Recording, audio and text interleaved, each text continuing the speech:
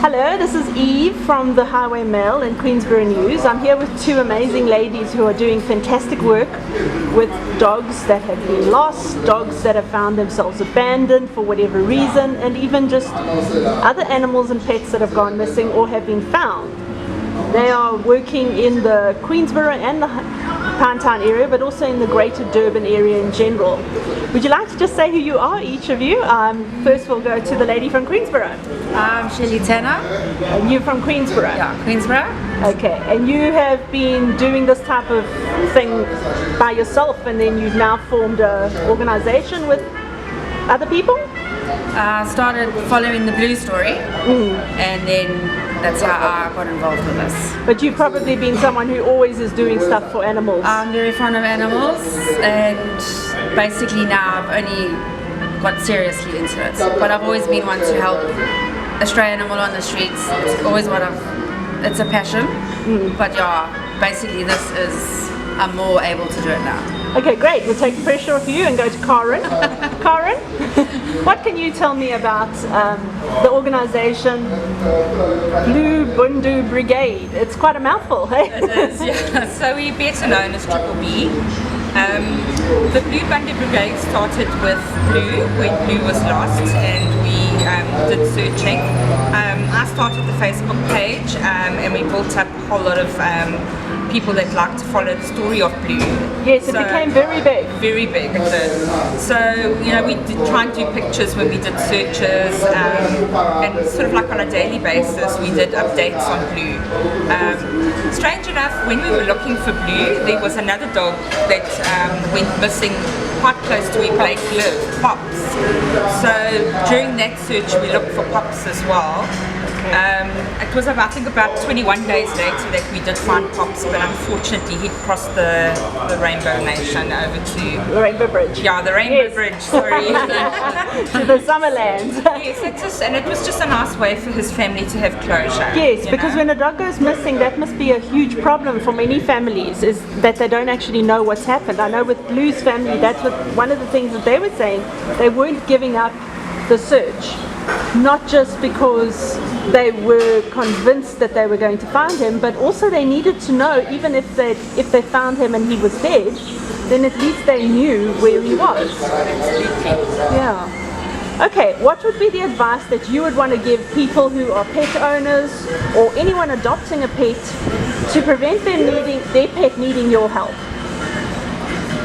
Shelley, would you like to start? Have any tips?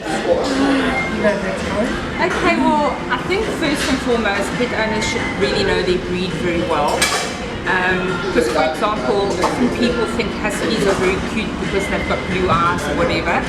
And as they get bigger, like for example, they don't have the right height fences, and Huskies are notorious for jumping fences and to roam. So, they need to know the breed. Yes.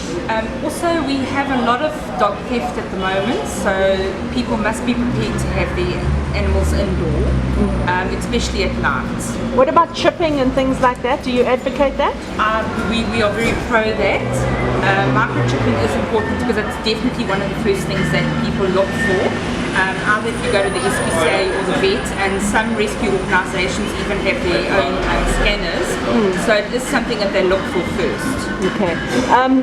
Particularly in the Hillary area, you were mentioning earlier when we were chatting off camera that you found a few dogs have been found in the Hillary area. We have. We rescued quite a few.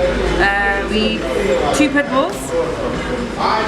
Last week was Harley, and it was about a month and a half ago. We got a call to go to Action Bar in Hillary. There was a pit bull that had been there the whole day, and we went to save him, and eventually took him to Animal Antics up in Hillcrest, and then we found him at a lovely foster home, and he's landed his bum in the butter.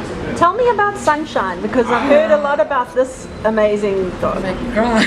Oh, please don't cry. Very soft spot at the moment. Sunshine was lost after her partner was knocked down. Yeah, the story goes, the owner got kicked out of his premises and left the two dogs behind.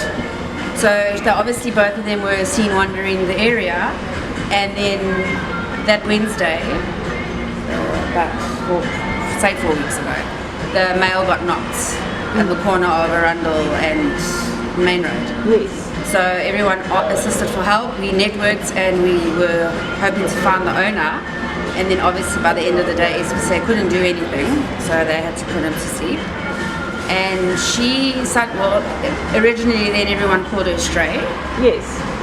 Was hanging around the spot where he was knocked and had made herself comfortable in Well, that bush there by the Kinmont train, Avenue, there by yeah. Highfield House. So the neighbours would leave food for her, which was very nice of them. And then we got the call for help to come and try and get her off the street, which proved fruitless on that Sunday. And then I decided every day after work and on weekends to go sit with her and gain her trust. And eventually you got her. I remember just now you were saying when you told Karen about it, she was... That was the best feeling ever, to know that we had got that leash on her and she climbed in the car. It was And her amazing. story has a happy ending because she's got a foster parent or a new adopted parent. We hope so. Yes. So we did an introduction last night.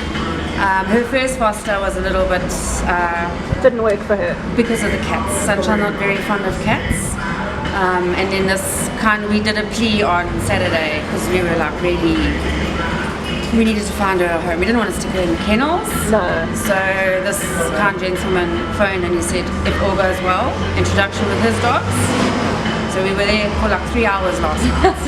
Oh well, let's all hold thumbs. But lovely family, she made herself comfortable on that couch. Oh, brilliant. So if all goes well, they are prepared to adopt. Fantastic. So we hold in thumbs. Well, thank you so much for your time. It's been very, very nice just chatting a little bit. I'll be putting the story together, including links to your social media pages, so that if people want to know how they can contribute or get in touch with you, they know how to do so. Thank you very much for taking the time.